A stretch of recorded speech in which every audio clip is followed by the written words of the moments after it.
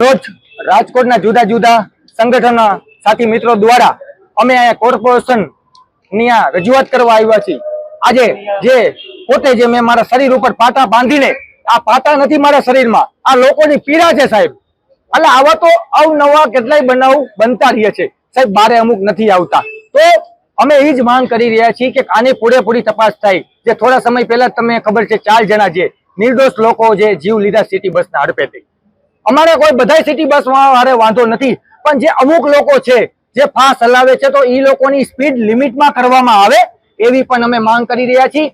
Contractor જો driver હોય છે એ કોન્ટ્રાક્ટરને જો ફરિયાદ કરતા હોય અને એ લોકો પણ અમે કાલે તમારા મીડિયા દ્વારા અમે જાણ્યું કે ભાઈ આ લોકો તો એવા કોન્ટ્રાક્ટર છે તો એનો પણ કોન્ટ્રાક્ટ રદ થાય અને જે લોકો જે જવાબદાર વ્યક્તિઓ છે એની ઉપર કડક પગલાં દેવામાં આવે અને જે પૂરતી સહાય જે પીડિત પરિવારને જે લોકો ગયા છે તો એવા લોકોને પણ આપણે જે પૂરતી સહાય મળે એ સાથે અમે રજૂઆતને માંગ કરી રહ્યા છીએ। બીજું કે સાહેબ, તમારે જો બહુ ફાસ્ટ ગાડી હાંકવાનો શોખ છે તો તમે સાયકલ લઈ લ્યો, મોટા વાહન રાખીને કોઈક લોકો નિર્દોષ લોકોને તમે જીવ ન લ્યો, અમારે કોઈ આરે વિરોધ નથી। પણ મેન વસ્તુ આ સિસ્ટમ કોર્પોરેશન કે સરકાર તો એ લોકોને સમજવું જોઈએ, આ લોકોને ચેક કરવું જોઈએ કે સાહેબ તમે આ ગાડીનું હોય તપાસ કરો, બસ હોય, ગાડી હોય, કોઈ પણ ગાડી હોય સાહેબ તમે ધીમી હાંકો, તમારા પરિવાર રાહ જોતા હોય, અમારા પરિવાર પણ રાહ જોતા હોય છે। એટલે જ અમે એક વસ્તુ કહી કે ફર્સ્ટ તંત્રની સિટી બસ થઈ ગાંડી, કા કચરાય કા તો ઉપર, બે વસ્તુ છે। એટલે આ તંત્ર હોય કે પછી ભાજપ હોય કે કોંગ્રેસ હોય કે આમ આદમી હોય, અમારે નહીં, અત્યારે સરકાર જેની છે, સિસ્ટમ કેની છે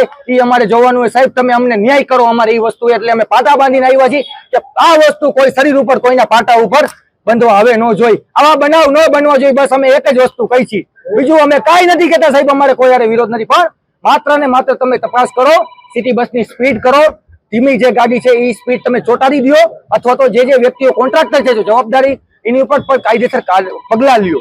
અને બીજું કે એનો કોન્ટ્રાક્ટ એવા બધા હોય તો એનો કોન્ટ્રાક્ટ તમે રદ કરો, એ પણ અમે માંગ કરી રહ્યા છીએ।